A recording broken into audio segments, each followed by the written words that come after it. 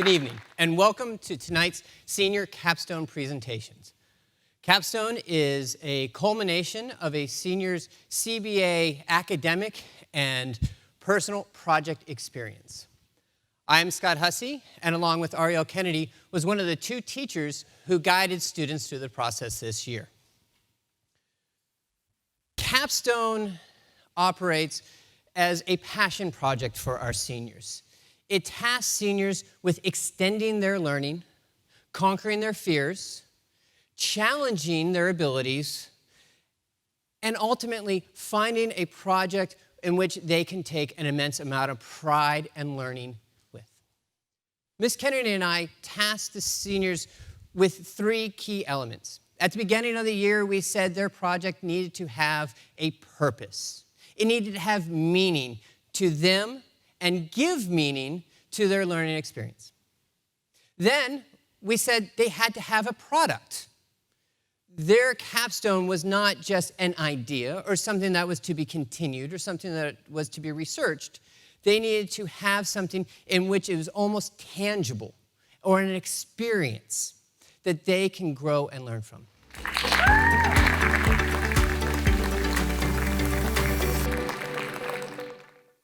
This is my capstone project. It may not seem like much. It is less than 500 words. But this piece of paper was unanimously passed by the Tennessee General Assembly and signed by the governor. I wrote it.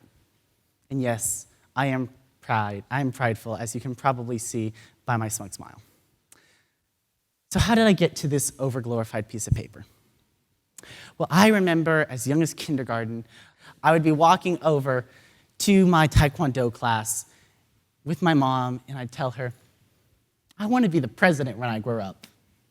And yes, I did say that in a three-piece suit as well. But that didn't really transition into any action until 3 years ago, on Valentine's Day of 2017, after the Marjory Stoneman Douglas high school shooting. I was mortified that these students, in a place of learning where they're supposed to be safe, lost their lives. And it turns out this was just the tip of the iceberg. 109 Americans die every day from firearms. And while we can almost all agree that this is a tragedy, it often seems like we can't agree on how to solve it. So for my Scholar Showcase that year, I created a super PAC, a political action committee. We take funds, and then we use that to create ads to support the candidates that endorse our types of agendas. The agenda in the case of the Alliance for a Safer America, policies that are research-proven to make America safer and are supported by at least 2/3 of Americans, including a majority of both parties.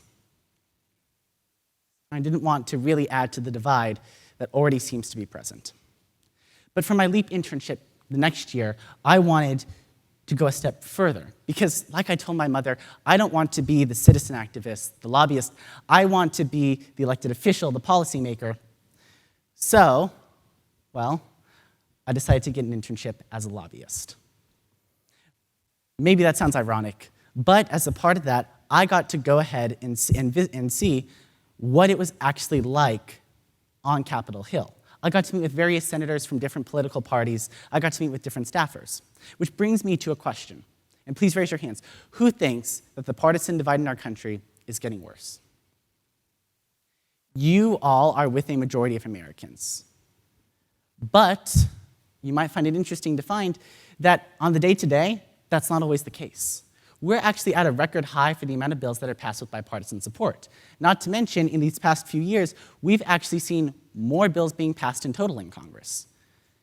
Me, as a lobbyist on Capitol Hill for a Democratic piece of legislation, I was surprised to find that there were many Republican senators who were very eager to go at it.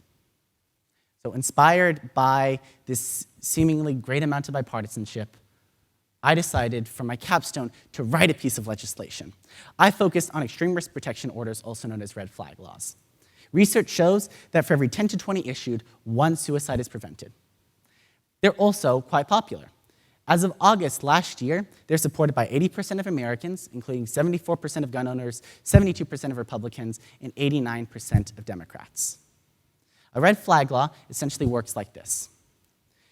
A person, friend, family member, law enforcement official can petition a court to have an individual's firearms taken away from them if they pose a serious threat to themselves or others. The court will then go through due process, and if they determine that to be the case, that individual will have their firearms taken away from them for 1 year.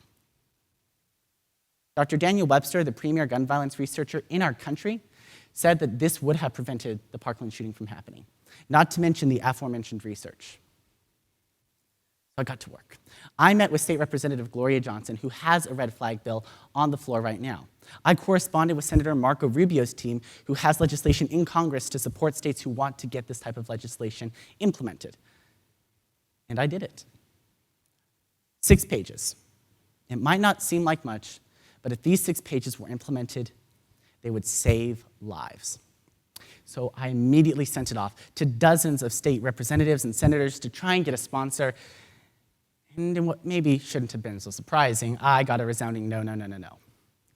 Because I am, after all, just a high school student, and I'm asking them to advocate day and night for this tangible piece of policy.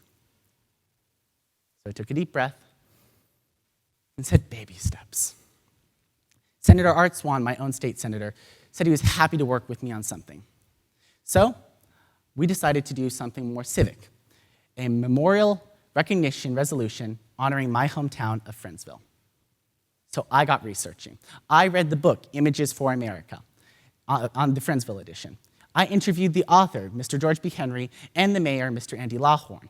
With the information I gained, not only did I write this resolution, but I created a documentary and put it on YouTube to try and keep the history of our town going into the future generations.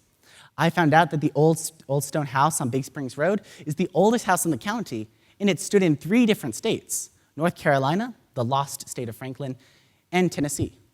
Cujo's Cave, down here on the bottom left, well, it helped more than 2,000 people escape slavery and conscription into the Confederate Army during the Civil War. I even contacted the architect of the Capitol to try and verify a rumor that I had heard, and sure enough, all of the pink marble in the US Capitol wasn't just quarried in Tennessee, but in our small town of less than 1,000 people. Having written my resolution, I sent it to Senator Art Swan.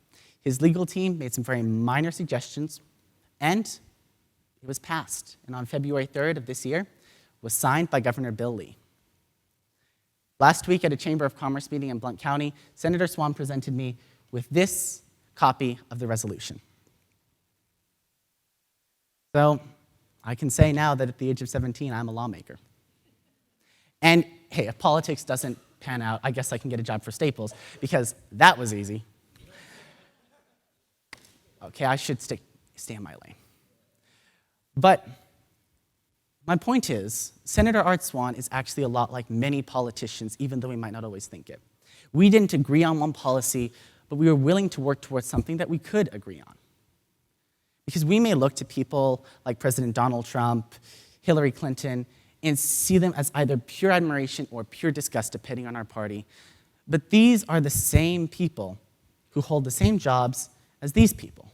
Senator John McCain, who is recognized as a senator who stood his ground in spite of his partisan sway.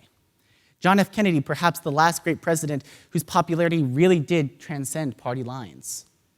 And one you may not recognize, Senator Amy Klobuchar from Minnesota, who ran a presidential campaign. Her motto is politics is for improving people's lives. And really, that's how all politicians enter their field. Sure, eventually they may make compromises to greater or lesser degrees, but they all are doing it, at least at the beginning, with a genuine interest to improve your lives. I will conduct my work with a genuine interest to improve your lives. And not only that, but everyone you've seen on the stage today has the same heart. They all have their own unique way to try and make the world better than they found it. One film, game, or a piece of paper at a time. Thank you.